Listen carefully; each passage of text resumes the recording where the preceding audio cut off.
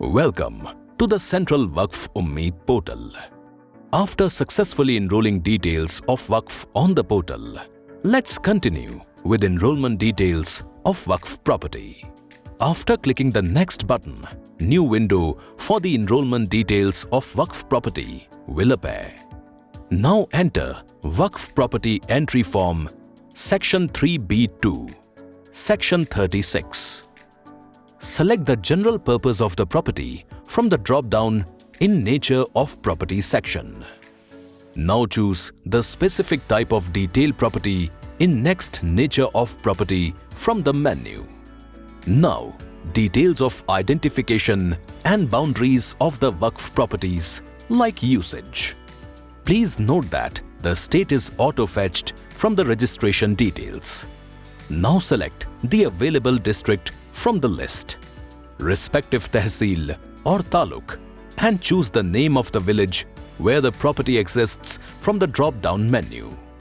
Please note the LGD code associated with village or locality will be auto-populated. Now provide the khata number representing land ownership. Fill the patta number associated with the land or entry of ward number for the urban properties. Specify the road number or road name followed by lane number or lane name and house number or plot number of the property. Provide nearest landmark to help and locate the property. A 6-digit postal code.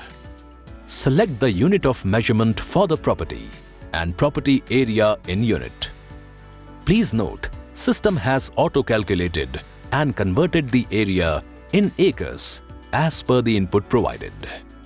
Now enter the approximate market value of the property in Indian rupees. Now enter the details of the boundaries of Waqf property: north side, west side, east side and south side. Now select the unique land parcel identification number, that is ULPIN number. If yes, enter the ULPIN number if available. Now enter details for leasing of the property. Choose yes or no option to indicate whether the property is on leased or rented. Enter the full name of the tenant or lessee, address of the tenant or lessee. Now select the date till the lease is valid in the validity of the lease or rent agreement option. Choose whether the property is fully leased or partially leased. Now enter the rent paid per month in the INR value in monthly rent paid.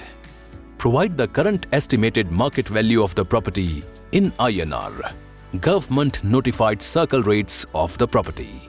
That's it in this video. We will continue the process in next of our videos. Stay tuned for more such informative videos.